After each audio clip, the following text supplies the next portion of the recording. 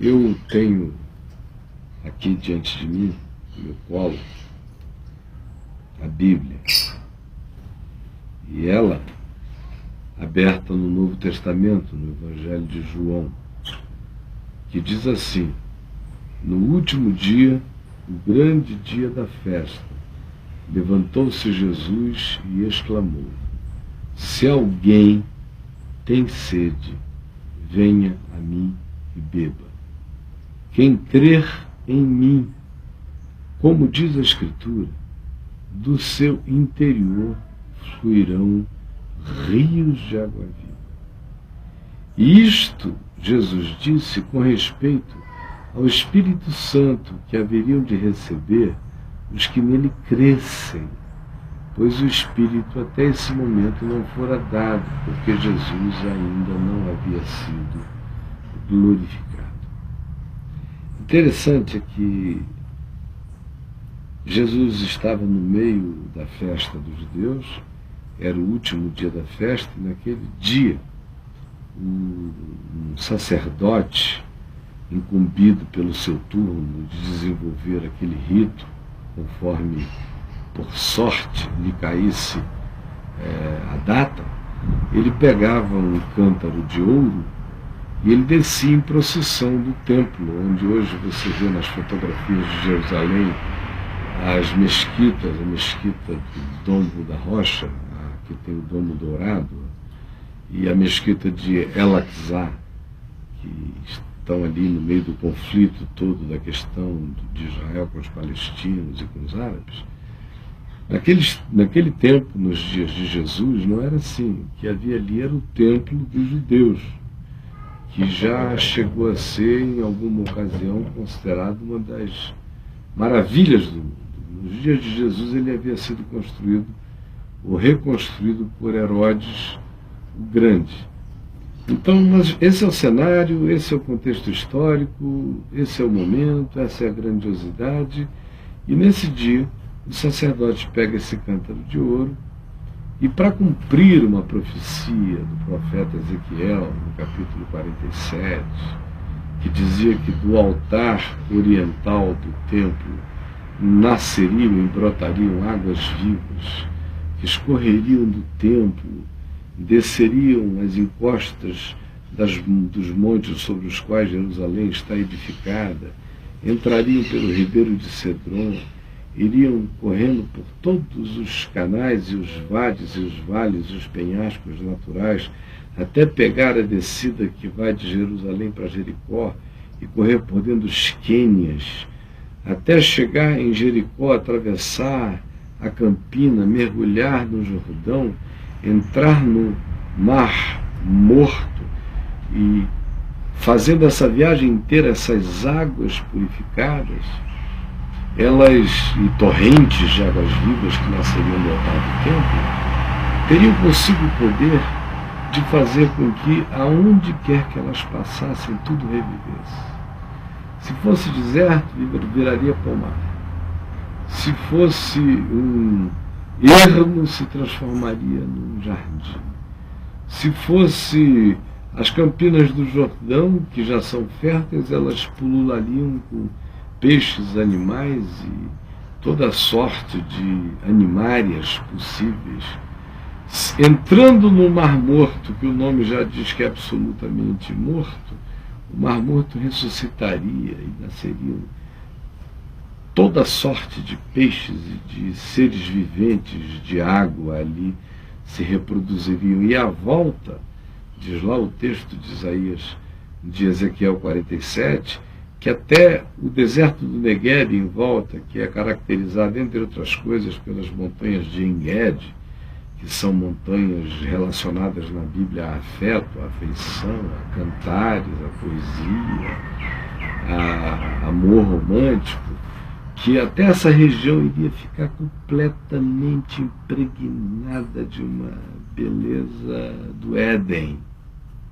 Então voltemos à cena. É o último dia da festa. O sacerdote acabou de pegar o cântaro, descer com a procissão, foi até o poço de Siloé, 2,5 km descendo, 2,5 km subindo, chegou de Siloé e veio até a esquina oriental do templo e derramou a água. Era o rito, baseado numa profecia, que eles acreditavam que cumprir-se-ia literal e materialmente. Chegaria uma hora em que daquela esquina oriental do templo de Jerusalém haveria uma rachadura e dali brotariam águas que haveriam de realizar esse milagre espaço-temporal, geográfico, vegetal, enfim, com todas essas características de materializações. E quem não tem o cumprimento de uma profecia, geralmente transforma isso num rito de esperança. Eles faziam aquilo, era um rito, e um rito equivocado, porque Jesus esperou essa história inteira acabar, o sacerdote derramar a água, e veio, pôs-se em pé na esquina oriental do templo, o povo todo olhando, e ele disse essas palavras: se alguém tem sede, venha a mim e beba. Quem crer em mim, como diz a Escritura, do seu interior fluirão rios de água viva. O que ele estava dizendo era: Ezequiel capítulo 47 acabou de se cumprir aqui. O altar não vai rachar, não vão escorrer águas compostas de H2O. O altar sou eu, o templo sou eu, a água brota de mim, é vida que sara. O ambiente no qual o milagre vai acontecer não é esse geográfico contido entre o Monte de Sião de um lado e o Monte das Oliveiras do outro e o Ribeiro do Cedron no meio.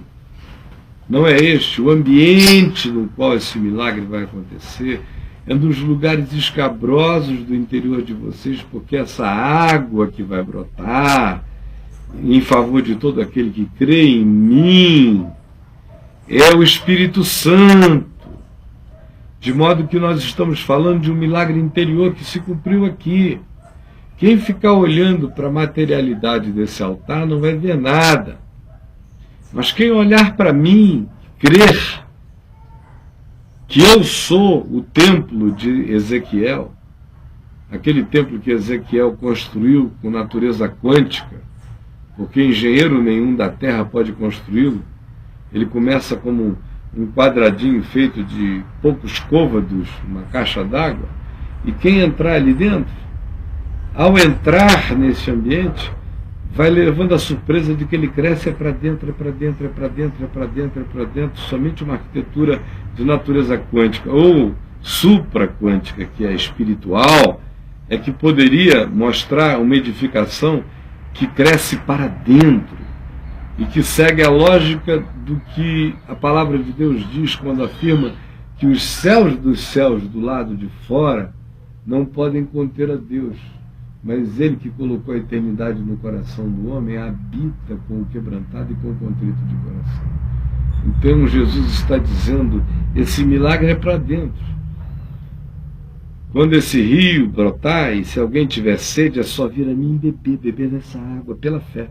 Beber, crendo que esta é a fonte da vida. Se vier a mim com fé e beber com fé, ele vai virar um chafariz de Deus. Ele não só vai beber, mas vai haver uma multiplicação, um milagre, e do seu interior fluirão rios de água viva.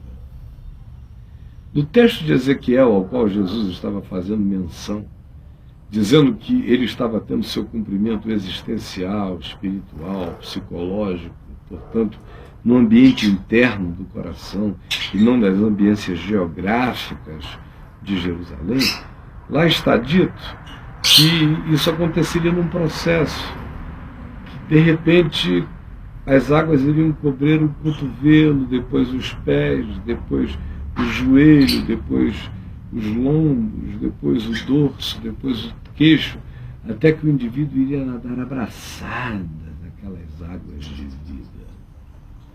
E a promessa de Jesus é esta: se alguém tem sede, por mais que o seu interior esteja escabroso, sejam cânions ermos, nada nasça, só produz espinheiro, seja geografia de guerra, mesmo que o seu interior seja como um mar morto, habitado por nada ou por fantasmas de coisa nenhuma, se o Espírito de Deus que decorre de você olhar para mim, crer em mim, se você crer, tiver sede, vier, beber e crer, esse milagre vai acontecer para dentro. Essa geografia é existencial. Essa geografia é psicológica. Ela começa no nosso consciente, nessas coisas bem externas, como templo, religião, moral, cidadania, deveres. Começa bem aqui. E ela vai entrando. Ela vai penetrando nos penhascos. Ela vai entrando nos vales do ser, até que ela chega naqueles ambientes do mar morto do ser, inconsciente. E ela começa a tratar a gente de dentro para fora. E a cura que o Espírito Santo realiza só acontece na verdade. Na mentira não existe cura. Na mentira existe fantasia, existe paranoia, existe neurose, existe medo, existe ódio, existe paixão enganosa, existe transferência, existe projeção, mas não existe cura. Cura só existe na verdade. É por isso que Jesus usa aquele momento que estava todo atrelado a Ezequiel 47, espera o sacerdote cumprir aquele rito inteiro, na esperança de uma coisa que ele cria que aconteceria para o lado de fora. E Jesus espera, termina e diz, olha, cumpriu-se agora. Eu sou o templo que cresce para dentro. Eu sou o altar de onde fluem essas águas. Se você tem sede, venha a mim e beba. Se você beber do seu interior, fluirão rios de água viva. Você vai virar um chafariz de graça, de amor e de misericórdia. Você mesmo vai experimentar cura profunda e até a região mais abissal do seu ser, até o mar morto do seu inconsciente, que hoje pode estar habitado aí por toda sorte de pavores, de demônios, de diabos, de construções perversas, de traumas, de arquétipos autodestrutivos, de impulsos suicidas que você desconhece de onde vem, de vontade de se fazer mal que você não identifica a causa. Até esse mar morto aí vai ser curado. Agora, tem um detalhe importante no texto de Ezequiel 47, ao qual Jesus aludiu, como eu já repito agora pela quinta vez, existencializando e dizendo que aquele milagre acontecia para dentro. Ele diz que isso tudo acontecerá sem que os charcos sejam removidos. Não significa que a vida vai ficar perfeita do lado de dentro. Significa que você vai crescer em cura. São processos dos artelhos para o joelho, para os lombos, para o dorso, até você nadar a nado, andar a nado nessa graça. Mas tem ambientes ainda de charcos sempre, que é o que nos mantém quebrantados, que é o que mantém a gente dependendo da graça de Deus, que é o que mantém a gente livre da ignorância, da arrogância, da soberba, de pensar que nós mesmos bancamos a nossa própria vida.